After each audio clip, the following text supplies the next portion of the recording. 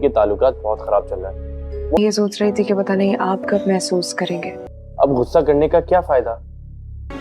Family राजी नहीं है, इस वक्त कहाँ निकल गई है, हम क्या जवाब देंगे? क्या बिल्कुल।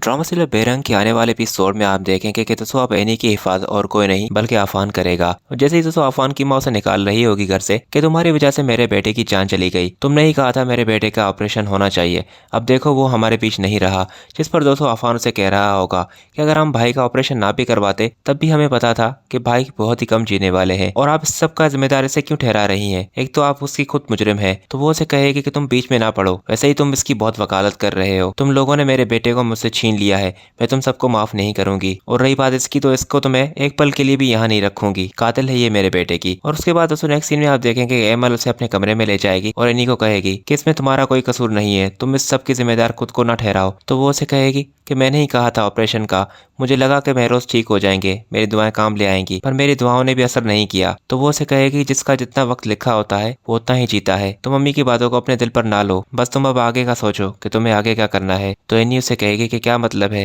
यही मेरा घर है, मैं यहीं रहूंगी, अगर तुम मुझे वापस घर जाने का कह रही हो तो अब ये नहीं हो सकता, मेरे पास महरोज की यादें हैं, मैं उनके सहारे जी लूंगी। उसके बाद तो नेक्स्ट सीन में आप देखेंगे कि आयमा अपनी माँ को कह रही होगी कि आपको लगता है कि शहरयार भी एमएल को छोड़ देंगे। इस पर दोस्तों वो उसे कहेगी कि ये शादी आपा ने सिर्फ महरोज की खुशियों के लिए की थी, और अगर अब महरोज ही नहीं रहे तो एमल और हनी का भी कोई जवाब नहीं इस घर में रहने का, वो भी बहुत जल्द इस घर से जाने वाली है, बस अब तुम्हें जो काम करना है वो तुम समझ चुकी हो। यानी कि दोस्तों अब वो शहरयार के दिल में एमल की नफरत डालेगी। उसके बाद नेक्स्ट सीन में आप देखेंगे आफान जब ये कह रहा होगा शहरयार को कि अम्मी ने बिल्कुल भी ठीक नहीं किया एनी भाभी के साथ, वो सब कुछ जानती भी है कि इसमें एनी का कोई कसूर नहीं है।